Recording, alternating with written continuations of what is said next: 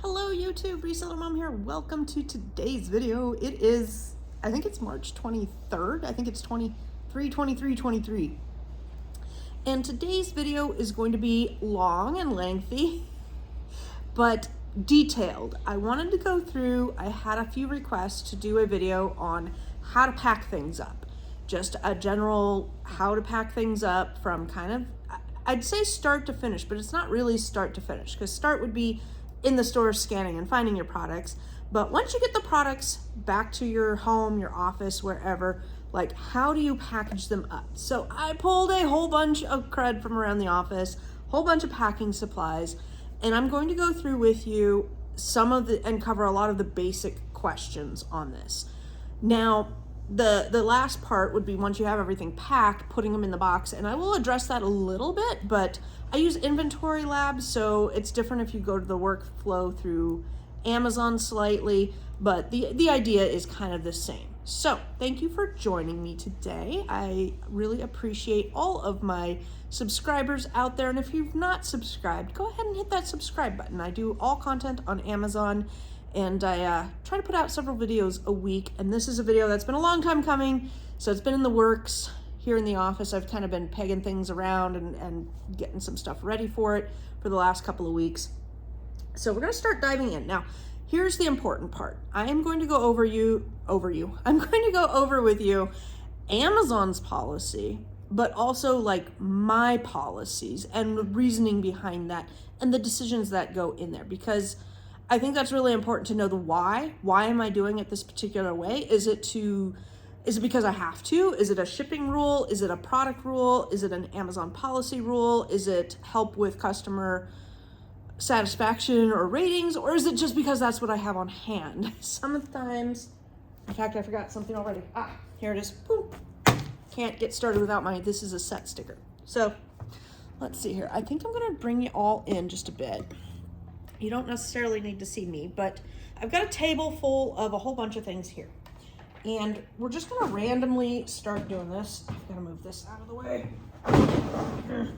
Thank you. I've got one of those plastic shelving thingies under the table. So I have a whole bunch of things, and we'll start with something easy. We'll start with small liquids. Now, if you have just we'll say you're packing up just this box item, it's really easy. You put the label over the barcode and it's ready to go. There's really nothing else to do with something as basic as this.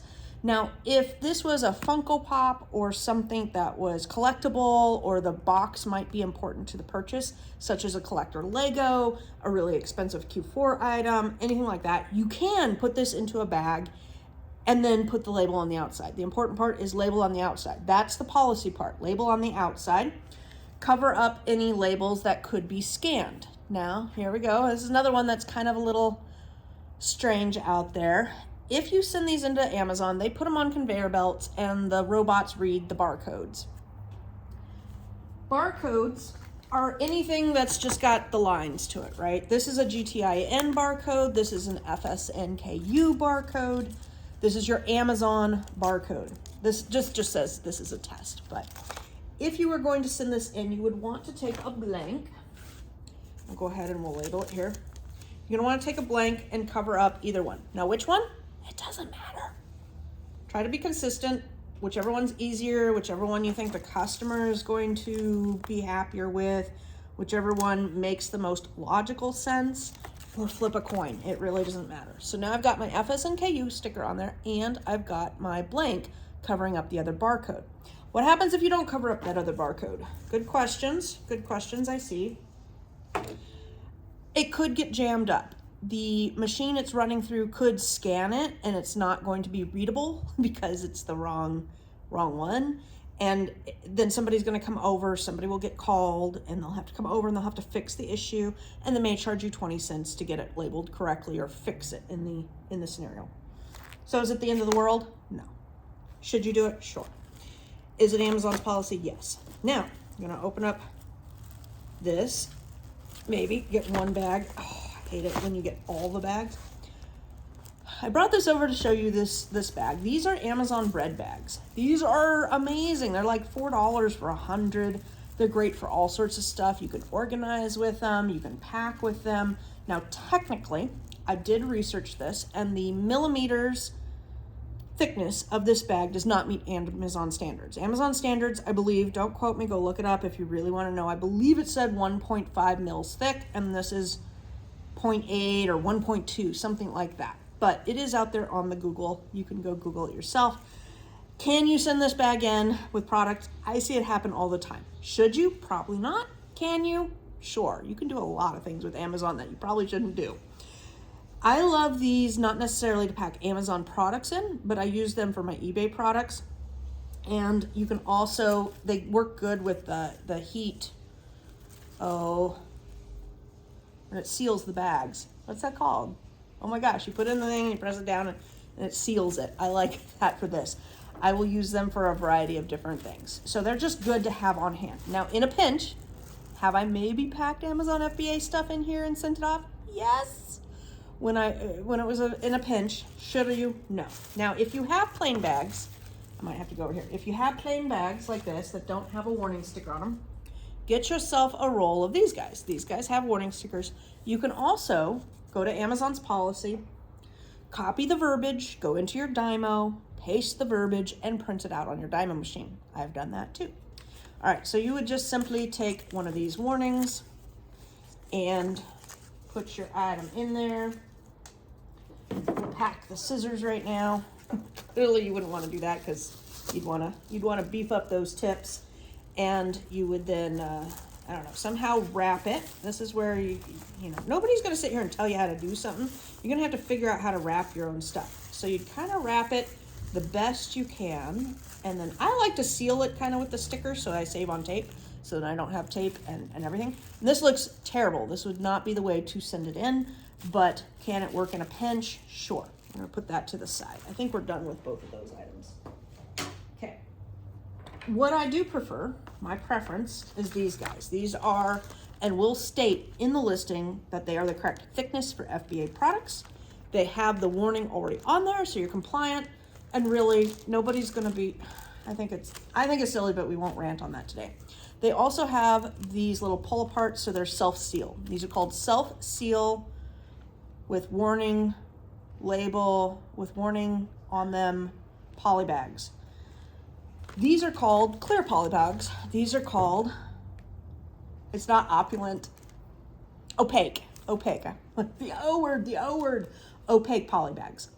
If you have opaque poly bags or any other poly bag that does not have the warning, the rule is 5 inches. If this measures more than 5 inches, and it does because this is a 6x9, then you gotta put the warning sticker on it. So you pack your stuff, put the warning sticker. Now, why would you use an opaque over clear? If you sell sexual wellness, lingerie, anything that's gonna have any nudie-tootie pictures on it, you need to have an opaque bag. Does it need to be white? No. It could be black.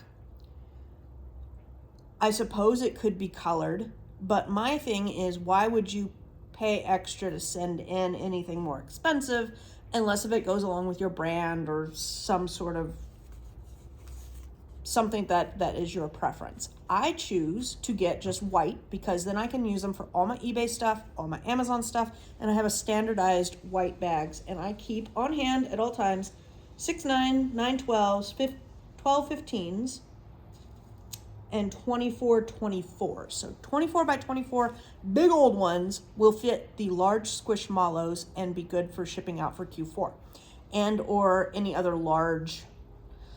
I've shipped out Nerf guns, squishmallows, anything big like that. Mostly it comes into play during Q4. The rest of the year, I don't really use them. For these smaller opaque bags, they're great for the sexual awareness stuff and anything that you need to merchant fulfill. So I like to standardize. I don't do branding with any of my bags, and that's it. Amazon policy, though, is opaque if it has anything nudie-tootie in it.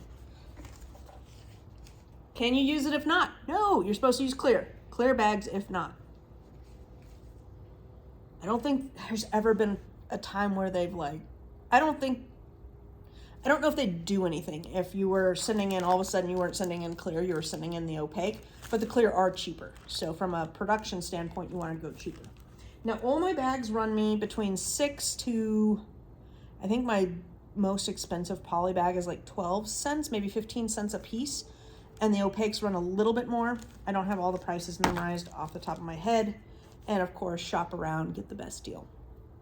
For clear bags, I keep on hand, in arm's length, 6x9, 8x10s, 9x12s, 10x13s, 14x20s, which is one of my newer favorite ones, 11x14, probably my absolute favorite, 11-14s, 12-15s, 18x24, and 24x24. Now, let's do liquids next.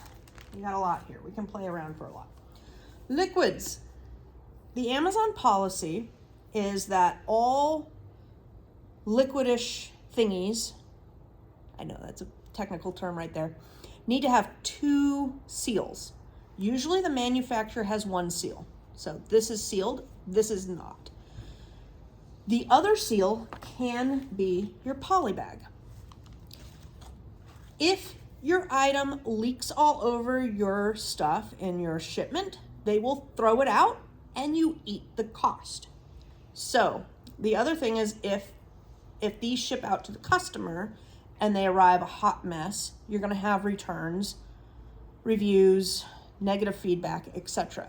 So my ways of packing, I think about all of those together.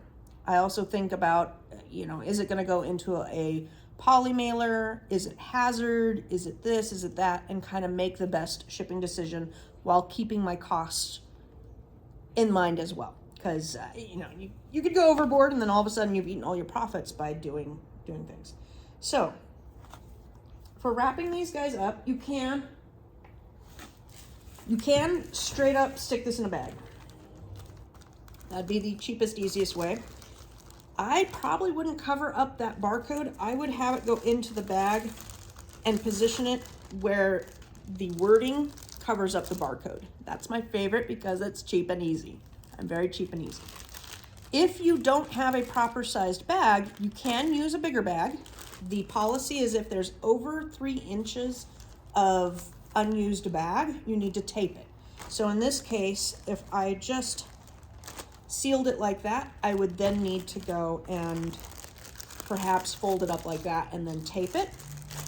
I would prefer, let's see, make sure you guys can see me. I would probably do something like this and then seal it and then maybe put a piece of tape on it like that. If you wanted to bubble wrap this, let's say you were worried about it getting broken, I love these guys, and this was about, I want to say it's about 4x7 bubble bag. It's a self-sealed bubble bag. So if you go to Amazon and you type in self-sealed bubble bag, you'll get these. So I like to put it in like this. This is great for makeup and things like that. And then I would roll it up and seal it like this. Now you cannot scan the barcode. There's no way to scan the barcode through here. The FBA sticker is going to go on the outside, so it's scannable. If there is multiple products in here, you would need to use this is a set sticker. So if I had 2 bottles of Mio or whatever the heck this is in here, I would use this as a set and the FBA sticker. Now, if you didn't have bubble bags, which I didn't for a long time, this was an add-on to my supplies not too long ago. Your 12x12 bubble wrap sheets, if you get them from American Bubble Boy, it works out to $0.05 a sheet. So really easy to do your cost of goods. This is about 6 cents, so it's about 11 cents to pack it up if you're keeping your cost. With bubble wrap, I've seen a lot of people wrap all sorts of different ways. I mean, I've seen them go like this and then kind of fold over. I like personally to kind of do the diamond thing, fold over, and then I fold this way and I fold that way. I am not a good wrapper, by the way. I get away. I'm better than anybody in my household for wrapping Christmas presents, but I am not by any means Martha Stewart. I am terrible at that. And then I've seen whenever you go like this, you fold over, you fold over like that, and then fold over like that, so you get kind of the same amount of bubble wrap on each side. Whatever. I mean, standardize it, play with it, whatever you feel is best. taking into consideration, you want to make sure your products are getting the smallest dimension going into Amazon for the cheapest fees. And you also want to keep in mind the presentation for your customer. So then I'd put it in the bag, wrap it up like this. Here's where you get into that nitty gritty gray area. This is less than 3 inches. So do you need to account for that? No. The reason they have that 3-inch rule is, again, on the conveyor belts, as the bag's going down, if it gets caught because it's got this loose stuff, then it just jams up the machines. Is the packing police gonna knock on your door? No. But you want your products to get processed as best, fastest, without issue. So if you pack it all crummy, they're probably gonna put you on the back of the line for taking care of your stuff there.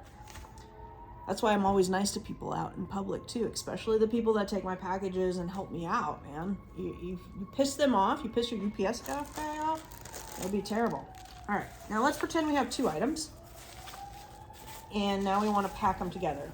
I do this a lot with like Trader Joe's seasoning, makeup, things like that. I will kind of go like that, like that, like that, like that. There we go. We got a little bit of packaging. Now, does this really need bubble wrap? Probably not. I wouldn't put these 2 items with bubble wrap. But if they were glass, then I'd put the bubble wrap. We're gonna put it in the bag. Take it like that. Okay, these guys. I don't know if you see this, but they stick to everything. There's a couple of tricks to get them not to stick. One is, I saved it from the thing. These are just old FBA labels, 30334 Dymo roll labels. This thing attracts this guy. It took forever until somebody posted that. I'm like, ah. So if you're having trouble where it's clinging to you, and I've been covered in them before, put a roll of this out and or the tape. So if you take your roll of, don't fall, oops, okay, hold on, now I've stuck myself to this. Let's finish this and then I'll show you the other way. So we're just gonna roll and then fold. Now, oh, I lost it. I don't know if you guys can see, but if you take this and you just put it flat, this little bit on the end tends to stick to everything and cause problems. So I just kind of take it over and put it in a little bit. So let me see if I can do that again. So I just kind of take it over, put it in a little bit. And then that way that tail isn't sticking out and sticking to everything. Preference. Then we're gonna take our FBA label. I don't like to cover up that warning. I think we're not supposed to cover it up. Something in my mind's nagging me saying don't cover it up. Cover up any barcodes that do show. Make sure it's nice and scannable, it's readable. If you put it kind of, let's see here, like that, that's difficult, more difficult to read for the machines. If you put it like that, like it's gonna come off. If you have it stuck up, you know, not fully in contact, it will stick against other things and come up. So make it nice and readable. Now this is a set sticker. I don't know. I put that just somewhere, like put it like that. Make it make sense. Packing for Amazon is 90%, I'd say 10% policy, 90% common sense. I don't want to lose my supplies there. All right, I guess we're done with this one because I can't really do much more with it. Put it over my done pile. Now, where are we going? Tape gun. If you go like that with your tape, fold the ends like so. Can you guys see me? Yeah. And then just put it like that. And of course, you'd want to probably do something bigger if you're packing up a bunch. And then, where did that guy go? Then you have this guy, right? Boom. It now is stuck to here. So we do that sometimes too. Have just a roll of tape. You can put it on the edge of the table. You can put it on the top of the table. You can put it wherever you want. And then you have something that is gathering up those guys. Okay. I'm going to wind up sticking my arm in it here. So we're going to put that over there. Are we having fun yet? That over there too. Trying to move. I think we're done with this. Now let's do something. that's not sealed. With the liquids, and I should have done this with the little lotion that didn't have that secondary seal. I've got my ketchup here and my barbecue sauce, and we'll pretend like the barbecue sauce would already have a seal on it, so we wouldn't do that. But let's pretend that the ketchup does not have a seal. Where did my gripper tape go? I didn't grab it. I left it. And I'll show you my wafers. Okay, so gripper tape is amazing. These is a little bit more expensive. Do you have to use gripper tape? Gripper tape? No. I have seen people use the green, was it frog tape? Blue painter's tape. The tape that has the strings in it, I don't know what it's called, but the stringy tape. And, oh, you could also use a shrink wrap. So you could get the plastic that shrink wraps, put it over, and then heat gun and shrink it. You could put the whole thing through a shrink machine. The point is to seal the top. I like the gripper tape. It's easy, it's quick, it's not that expensive, and it just looks nice. It comes off nice, it provides a good customer experience. So on this one, I would put it up and over like a so and nail it down. You can also go around the top. So we've done that too. Which one is proper? Whichever one seals it better. Take a look at your product, use that brain of yours and do some common sense. Now I'm gonna put it over the top because it's easier to get off, and I might need ketchup this week. So, and then this one, we'll say this one is, I'm gonna go round and round with this one since the main seal is already broken. You do not want to cover up the expiration date. I take that into consideration too. You don't want to really cover up the barcodes. Take that into consideration. And then because these are both plastic, I am going to put them into a bag.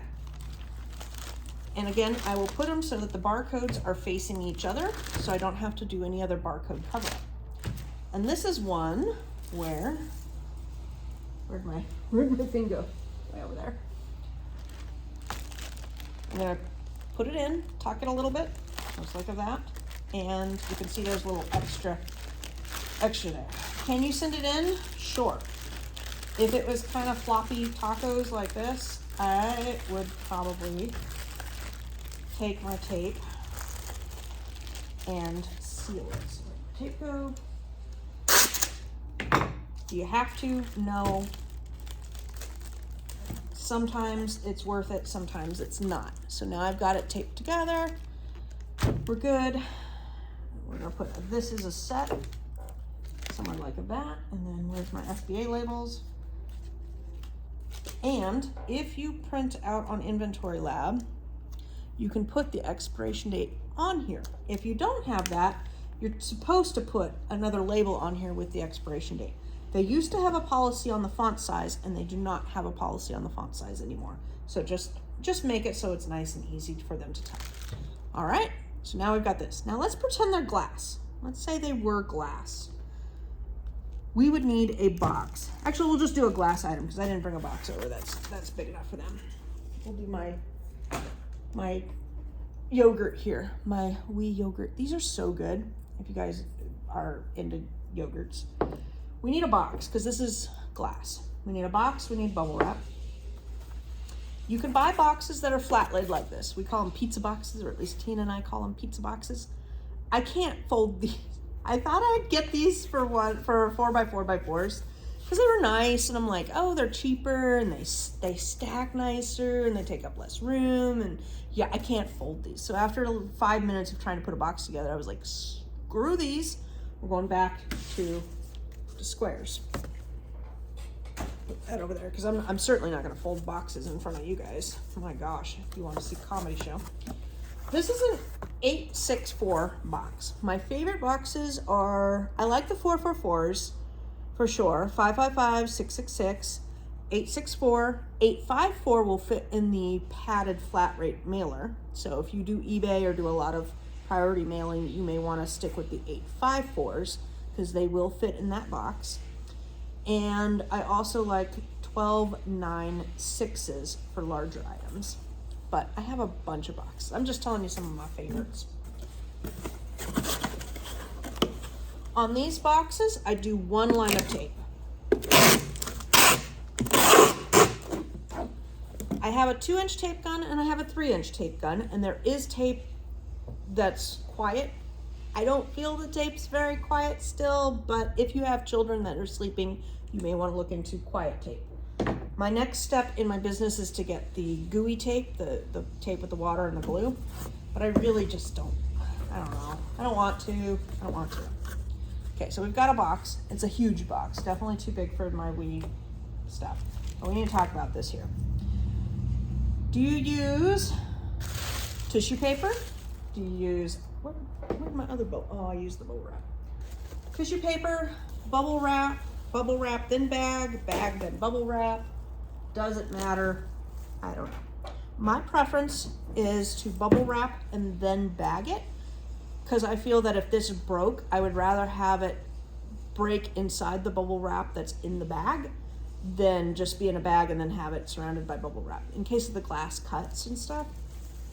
So that's my personal preference. So we're just gonna go like that, and I would use more bubble wrap than that. And we'd find an appropriate bag, stick her in the bag.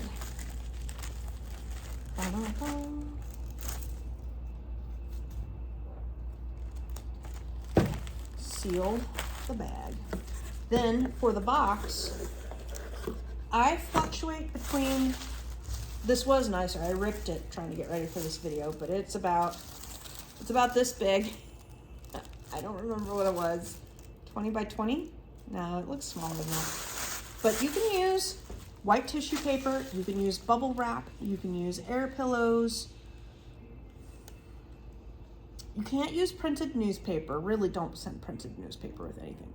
Unless if you have family members that are driving you crazy, send them peanuts and printed paper. But yeah, no peanuts, no printed paper. Everything else is just subjective. If this was a high-end piece of jewelry, I would probably do white tissue paper, make it look nice. If it was a custom bundle with jewelry, I would go nicer. If this is a yogurt, a sauce, or whatever, I'm gonna go the cheapest route and probably do bubble wrap, okay? So with tissue paper, I would just put it in, nestle it in, put some on top, and close it. With bubble wrap, we'll go ahead and we'll put 2 on the bottom.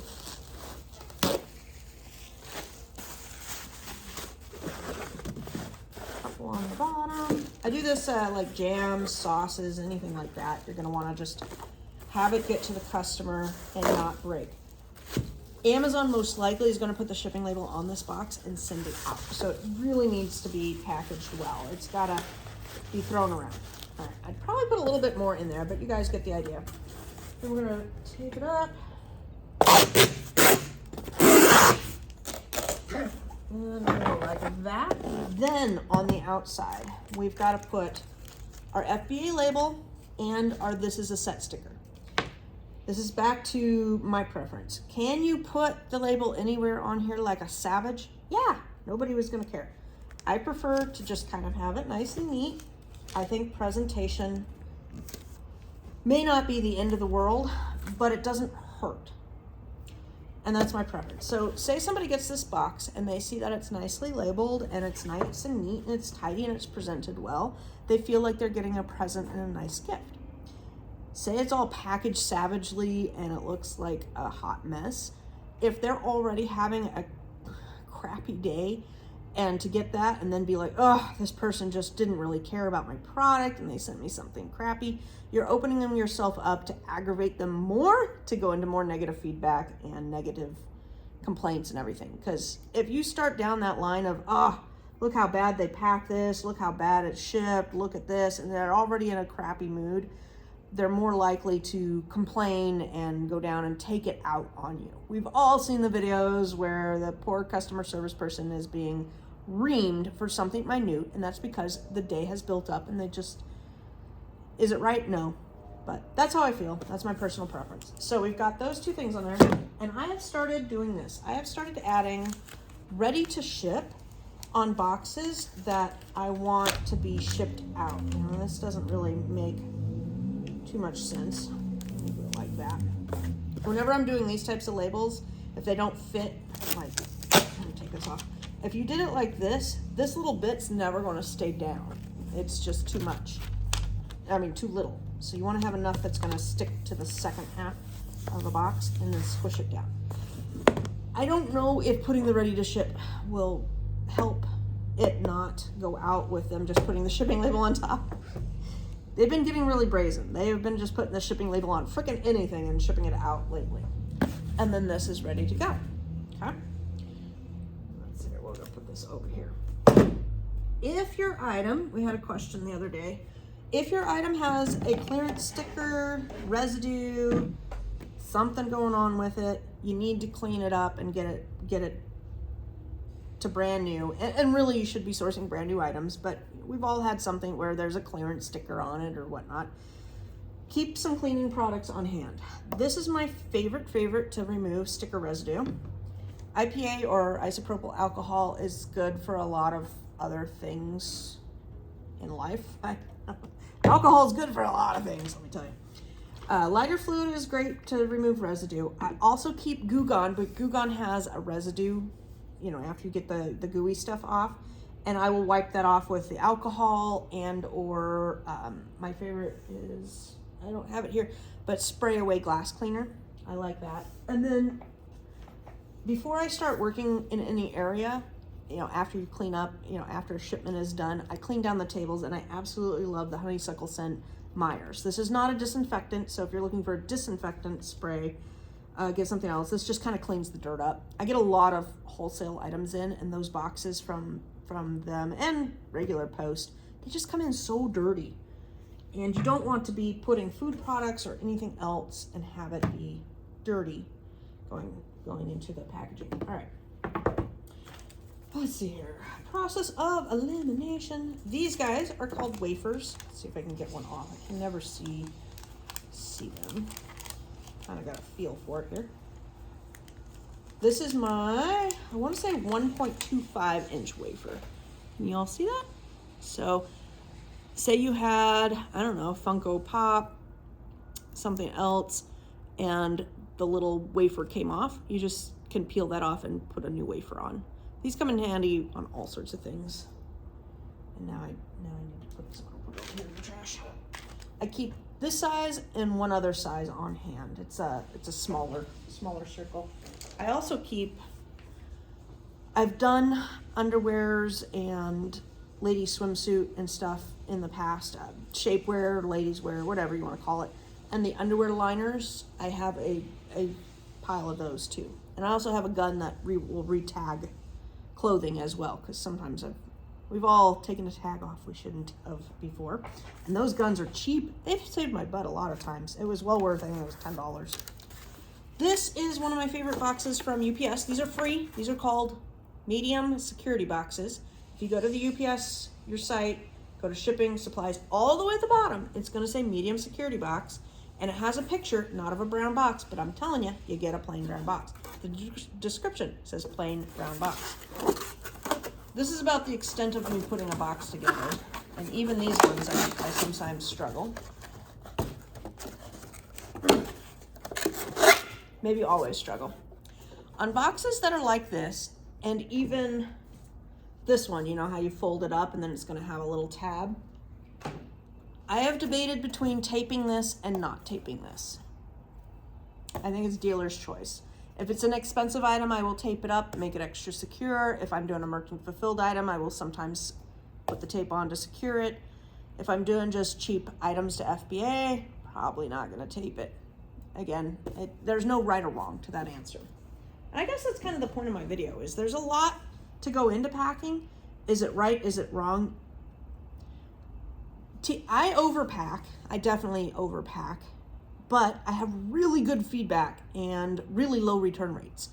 So could I probably save some money and then deal with the headaches of bad reviews and stuff? Sure. Remove this, remove this. Let's see, there's some other things. Just keep in hand. This was, I was gonna pack these guys up, but we didn't wind up packing them. That's fine. That's good, that's good, that's good. Put that over there. All right, so aside from the supplies I showed you, I always keep a knife on hand. There are, shoot, now I've markered myself. Oh, that was good. Good job. All right, that's why we keep the alcohol on hand. Big old fat markers are awesome for lots of different things. Back here, tissue paper. We'll make do with you. There we go. Sometimes you just gotta make do with what you got at the time. Alcohol will take Sharpie off. I also keep acetone. I should have said that too. But almost there, almost there.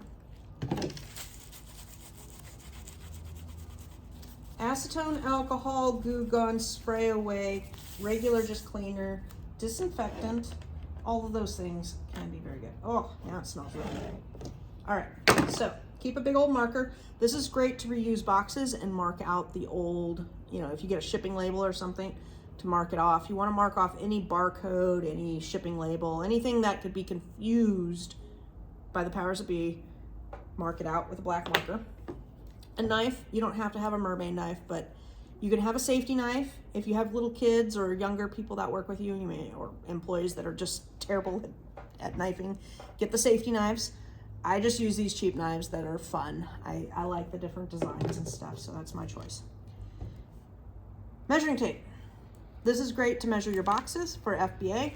Keep in mind that if you have a plastic one, after years, you will stretch it out, so you need to replace it. Mine definitely needs to be replaced. I know I've sat here and done this a cajillion times, so it's probably time to go. I like the plastic over the paper because I tend to rip the paper ones. These ones are great. You can wear it around your neck as you're going around measuring your different boxes. When I measure my boxes and stuff, I will take the box and I'll write on the top if I need to, and or a pad of paper or Post-it, whatnot. All right. Okay, let's talk about boxes. This is an eBay box. It's my favorite to ship FBA items. It is a 16-12-8. You can use your $25 off quarterly coupon from your eBay store to go towards these. I keep a handful of these on. These are great when I am shipping out really heavy items like this. You can't put 50 of these in a friggin' box. Your boxes cannot be over 25 inches in length or 50 pounds unless the product needs it. So if you're shipping out Nerf guns that are 30 inches in length, you can ship those out, but they need to go all into their own box. You can't have them with a whole bunch of other different thingies in there. They need to be just those Nerf guns in a box that is oversized. Same with overweight items. There's you got to put like a team lift sticker and do different things. You can do it, but it's, if you're just shipping in regular FBA items, no, not gonna happen. All right, so I wanted to show you this box, and then we're gonna put that to the side because I don't think it would be very good on camera. Now let's talk about packing. You get all the items that we've got ready to go here, which is not many of them. Not too many. We'll go ahead and we'll put an FBA sticker on this guy. Where'd my FBA stickers go? All right, so we've got our items. Now I'm gonna go into InventoryLab and how I work these items. So if you're not familiar with InventoryLab, it's gonna go over your head, and apologies. If you are in the Amazon workflow, you're going to go into your inventory, select what you want to replenish, then say how many you have of each and go through that workflow. It's not that hard, but I still prefer InventoryLab and the old workflow, which, my gosh, I really hate the new workflow and that debacle, but we're not going to talk about that. That's a sidetrack. In InventoryLab, you can put in the quantity 1 or the quantity 18, and your items will typically then go to the same place. If you have over 100 different items going into your shipment, and this last week it's been more, even my order, I had like 88 items, it all went to the same place. So what does that mean? Let's say I had, all these items, and I had 18 of them, of each of them, and I put them into the system. It's all going to go to the same location, unless, like, these would be hazmat, so probably a bad example. Let me grab these guys instead. So now we've got all the same type of little items. We all got food and some beauty and some office supplies. So all of these, if I put in the quantity 1 or 18 and had them in the same batch, they will go to the same location. It's been on and on SMF for me, depending if California is underwater or not. If you have the quantities, we'll just say 5, 6, 3, 2, 4, and they're under that 80 to 90 total in the batch mark, they're going to break up into 3 different places. You don't want that. You don't want to pay to ship this to 3 different places. That's stupid. Well, it's not cost effective. It's fine for Amazon, it's not fine for us. So your choices are to put them all in as a quantity 1, push it through, and then go and adjust it and do 5, 4, 6, 2, 3, whatever it was, and then fill up your box. Or wait until you have 80, 90 items to then push through, and it will go through and you can keep those quantities. You can also do 18 and then adjust. When you're adjusting from 1 or from 18, you can go up or down by 6. So you can change 1 all the way up to 7, and you can change 18 all the way down to 11. So if you have 10 of everything, 10, 10, 10, 10, 10, you kind of SOL. You're gonna have to break it up. And at that point, I would put in 1 of everything, change it up to 7, push it through. The next batch, next week, put in the rest of the items, change the numbers, push it through. If I'm going too fast or you're not following, play with it, play with the numbers, and you'll see what I mean. Now on the first screen, it's not gonna show you. It's going to be, it's gonna show that the estimated areas or whatnot will be broken up into 2 or 3 different places. But when you go through and you sync it with Amazon, it will all of them together. Hope that makes sense. Now, for packing, I prefer to pack everything up and then push it through and then assign it to boxes. My packers, who are no longer with me for a reason, like to get them and put them in a box and then write on the label of the box what was in every box. The problem with that is a lot of times they would forget an expiration date and you'd have to go unpack and then repack, and or the quantities, they'd mess up on the quantities and have to go recount. It was just, there was more room for error.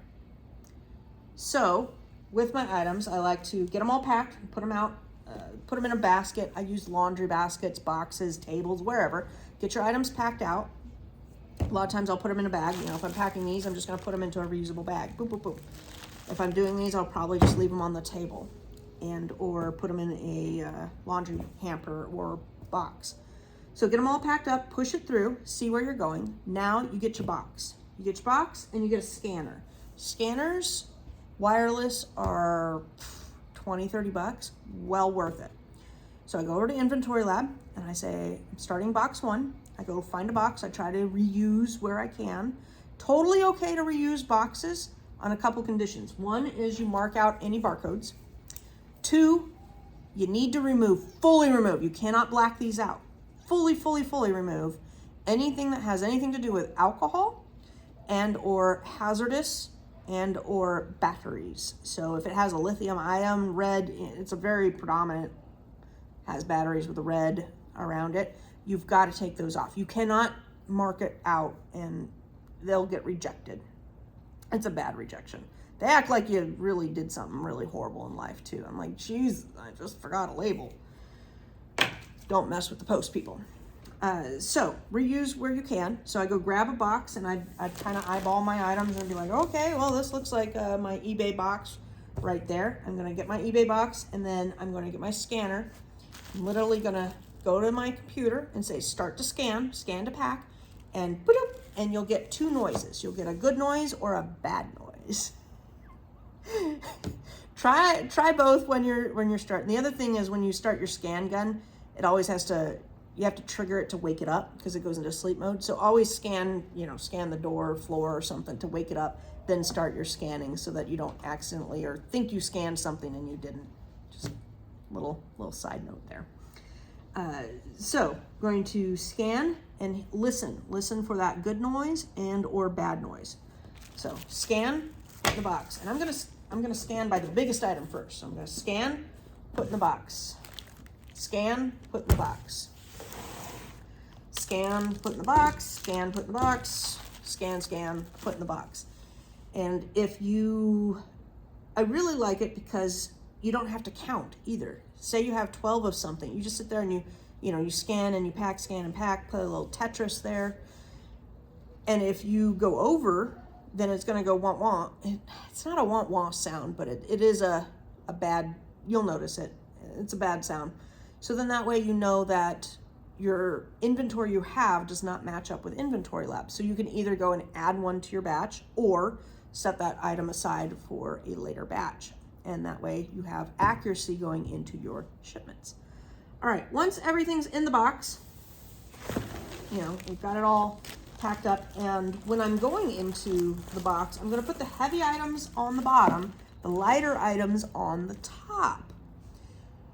Now my UPS lady throws everything in the truck sideways, so maybe it doesn't matter. But I like to pack the heavy stuff on the bottom and the lighter stuff on top. You wouldn't want to put your delicate thing underneath your sauces and have it sit there and ride like that the whole way to Amazon. Kind of want to have it lighter stuff on top. Then on the top, you're going to add your void fill and or cut your box down. Cutting your box down, again, having a, what do you call it? A box height adjuster? Let me go get it. It is pouring.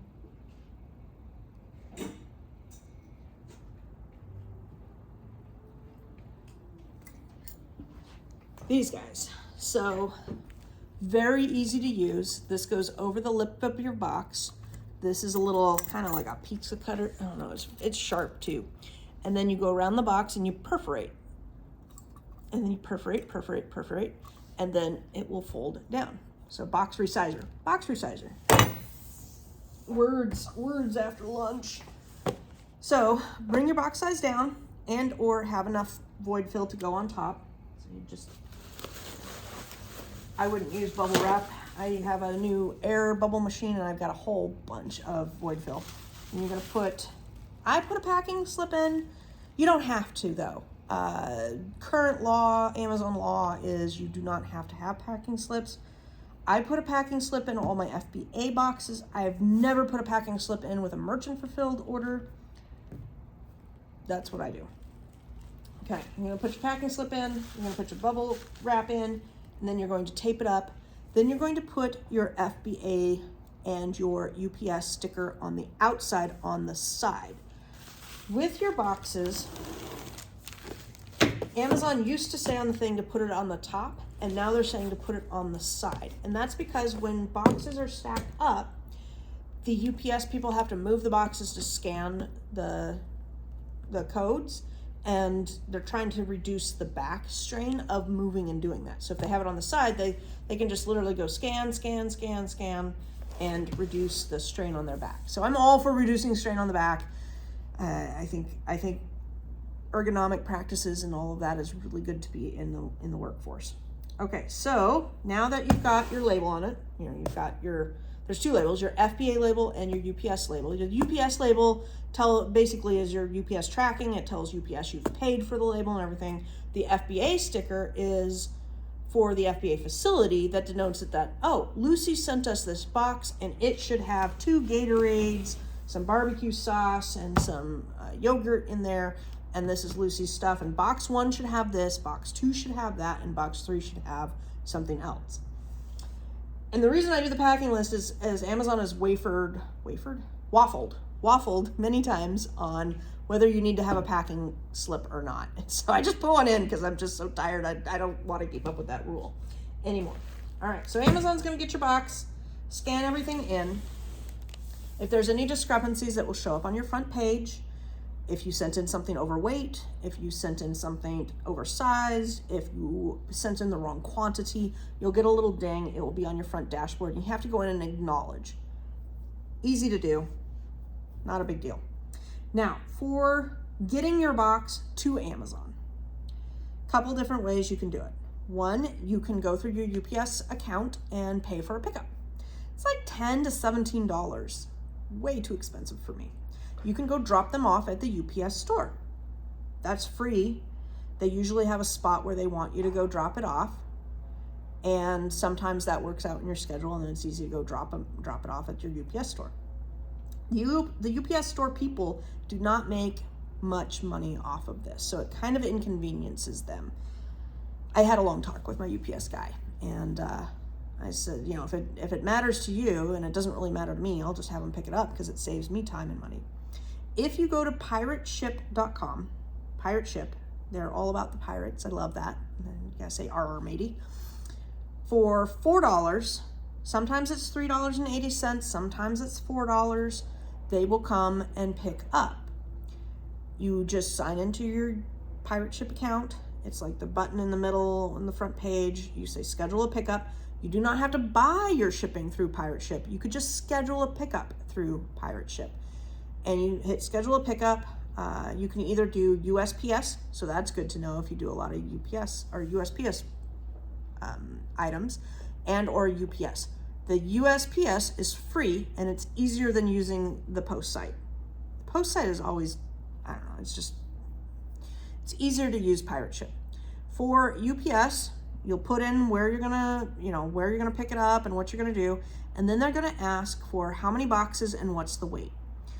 From the Amazon page, you may know the weight off the top of your head. I always kind of guesstimate. If I have 6 boxes and they're roughly 30 pounds a piece, I put in 6, I put in 180. What they need to know is, can the regular UPS person pick it up, or do they need to send the big truck? That's what they're looking for. So sometimes I've definitely had, 15, 20 boxes. It's like, send the big truck. And sometimes if it's the difference between 3 and 4 boxes or 50 pounds, that's not going to make or break your UPS person. Don't worry about it. I think sometimes we get hung up on the, do we need to have this super accurate, or is it kind of like a little estimation? And this one's definitely a little estimation. For the Amazon pickup date, that's the same thing. You're going to guesstimate on that. If you are packing up something and it's Friday and you think it's going to go out on Monday, put Monday. If it goes out on Tuesday, that's fine. If you wind up doing an extra trip to the post on Saturday, that's okay too. What that rule came into play, and it's not that old of a rule to have your ship date, was trying to have their staff at the facilities manned to handle what was coming in and just kind of to get an estimation. Because some people will have their shipments and not ship out for 2 weeks. So that's where that policy came in, and they started having the "when will you ship your item" button come in. Trying to think if there's anything else. I feel like we've talked about a lot. I feel like we've talked about a ton. I don't have anything else laying around to really show you, so we'll call this it. There's a lot of, if you have not gone to Seller University and watched the basic packing videos, please go do that. I can't tell you how many people I see post a question and I'm going, that's the basics. Go get your knowledge, your basics done, and they're not that long of videos. And you can go briefly read through the policies. I will go through and read the policies every year or two. That's how I know the font size on expiration date used to be in their policy page. It used to be that they had a particular font size they wanted, and they have recently taken that out. They don't tell you when they update these types of policies. You just go to the policy page and you're like, oh, wait a minute, I thought that was there, and it's not there anymore. Amazon does that, a lot of changes without telling us. And then they like to email us all sorts of things that I'm like, I could care less. I didn't need to know that. What can you do?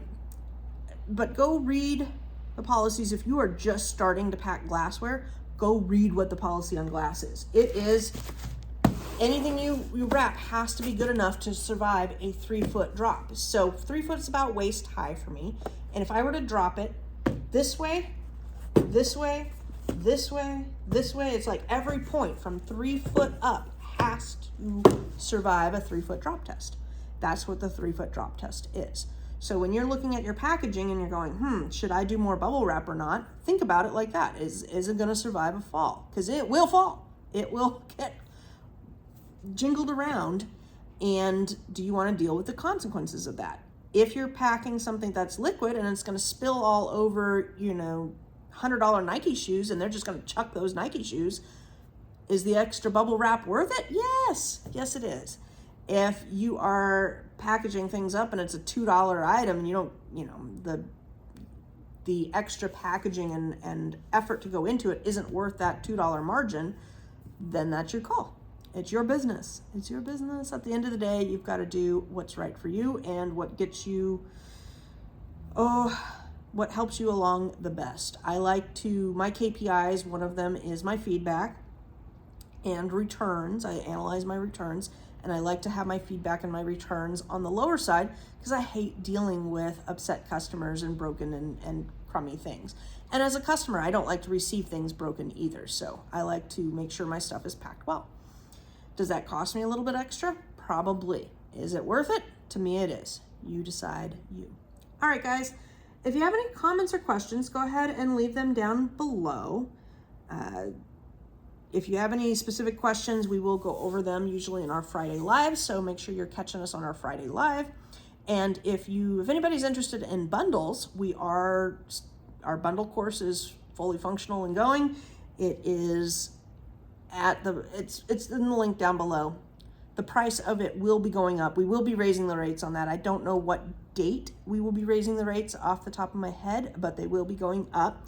And if you are ready to take your business to the next step and start doing custom bundles, then come join us there, because I feel that that is truly the future of Amazon. Private label has kind of been saturated with Alibaba and all of the sellers there, and I really feel the next place to be is bundles. So come join us there and hang out. All right, guys, take care and have an amazing day.